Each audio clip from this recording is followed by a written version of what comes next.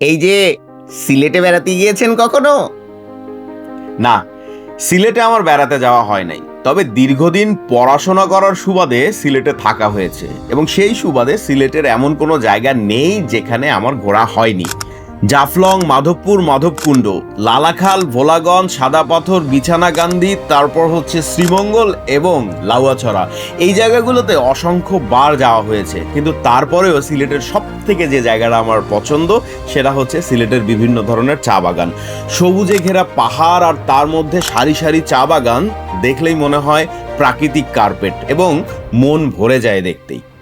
আর চা বাগান দেখলে সব থেকে যে জিনিসটা আপনার চোখে লাগবে সেটা হচ্ছে চা শ্রমিকদের জীবনযাপন।